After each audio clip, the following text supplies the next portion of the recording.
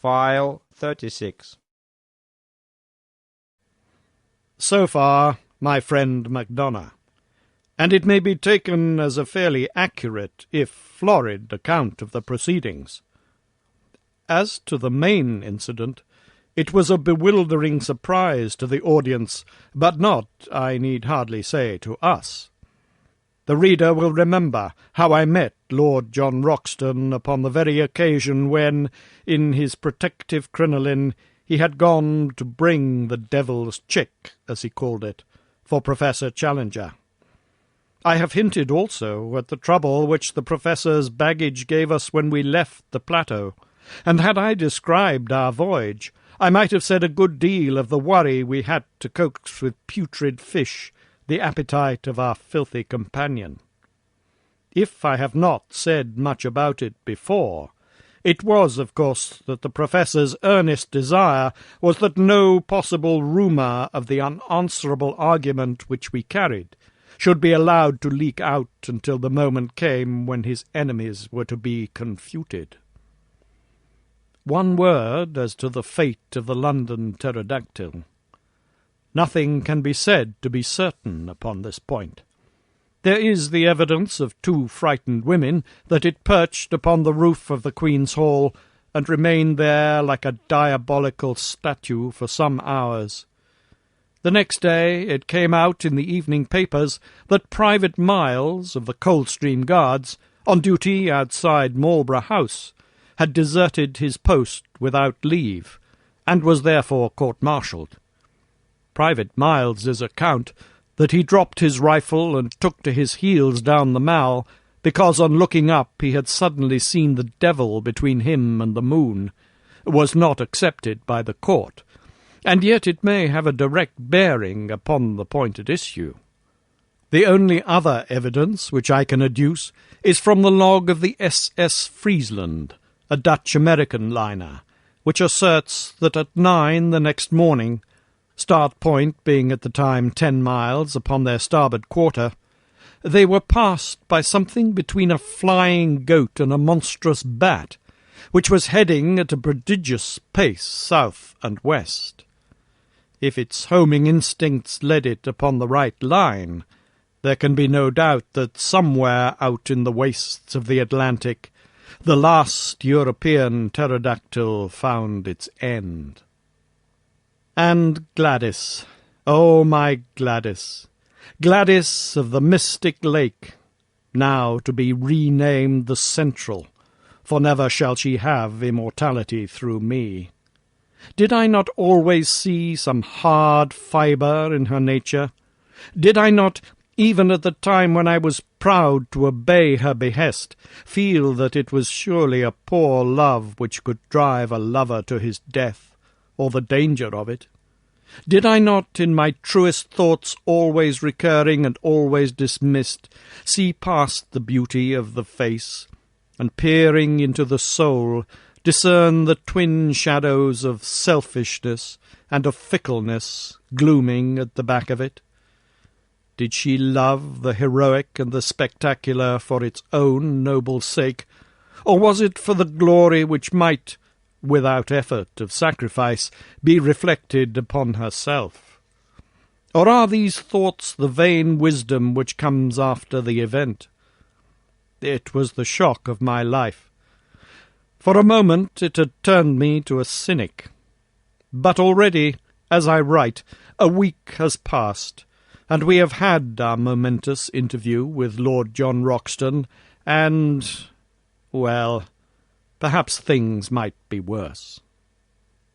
Let me tell it in a few words.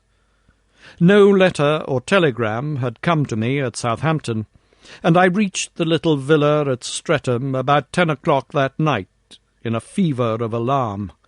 Was she dead or alive? Where were all my nightly dreams of the open arms, the smiling face, the words of praise for her man who had risked his life to humour her whim? Already I was down from the high peaks and standing flat-footed upon earth.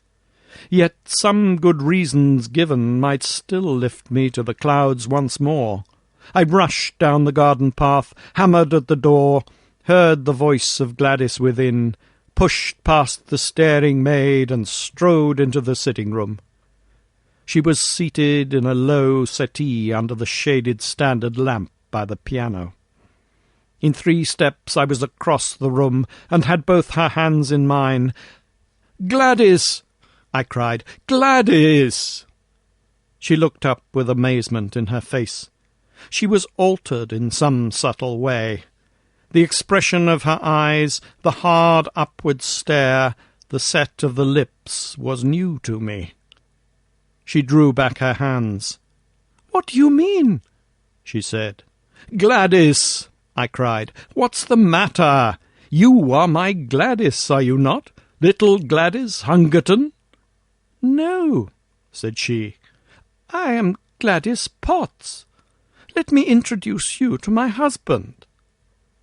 How absurd life is!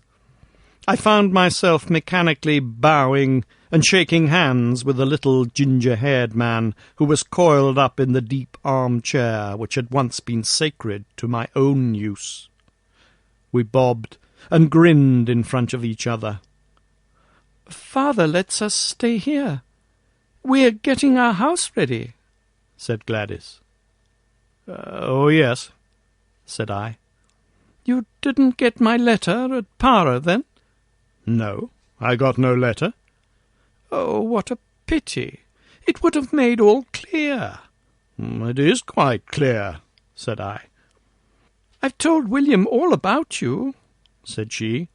"We have no secrets. Oh, I'm so sorry about it. But it couldn't have been so very deep, could it, if you could go off to the other end of the world and leave me here alone? You're not crabby, are you?" No, not at all. I think I'll go." "Have some refreshment," said the little man, and he added in a confidential way, "It's always like this, ain't it? And must be unless you had polygamy, only the other way round, you understand?" He laughed like an idiot while I made for the door. I was through it when a sudden fantastic impulse came upon me, and I went back to my successful rival, who looked nervously at the electric push. "Will you answer a question?" I asked. "Well, within reason," said he. "How did you do it? Have you searched for hidden treasure, or discovered a pole, or done time on a pirate, or flown the Channel, or what? Where is the glamour of romance? How did you get it?" He stared at me with a hopeless expression upon his vacuous, good-natured, scrubby little face. "Oh, don't you think all this is a little too personal?" he said. "Well, just one question," I cried. "What are you? What is your profession?" "I'm a solicitor's clerk," said he. "Second man at Johnson and Merivale's, 41 Chancery Lane." "Good night," said I, and vanished, like all disconsolate and broken-hearted heroes, into the darkness, with grief and rage and laughter all simmering within me like a boiling pot. One more little scene, and I have done.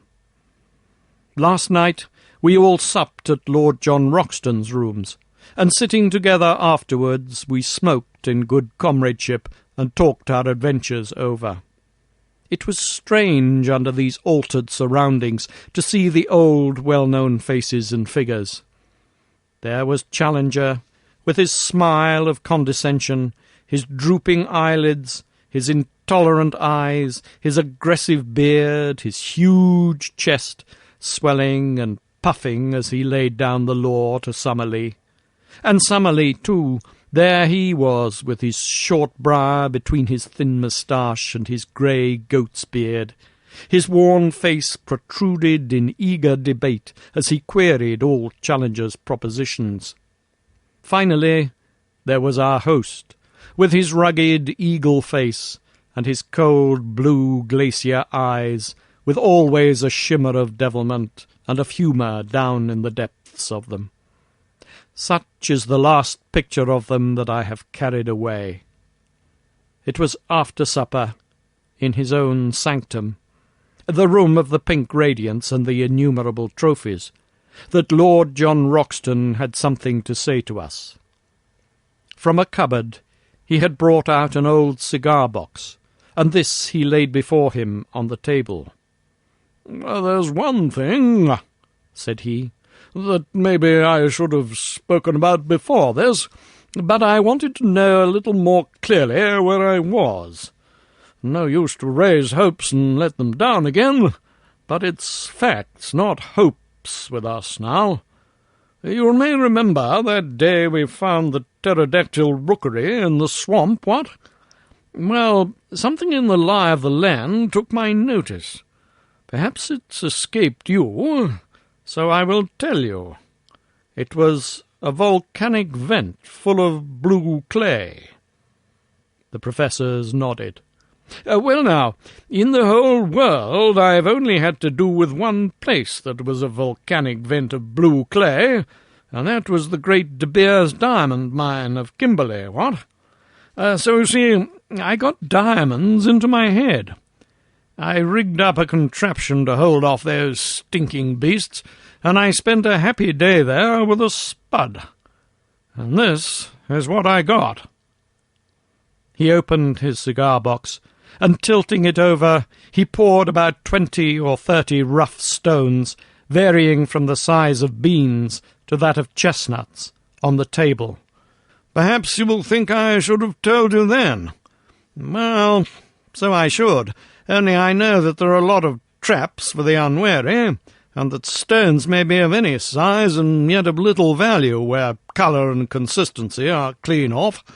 Therefore I brought them back, and on the first day at home I took one round to Spinks's and asked him to have it roughly cut and valued." He took a pill-box from his pocket and spilled out of it a beautiful glittering diamond, one of the finest stones that I have ever seen. "There's the result," said he.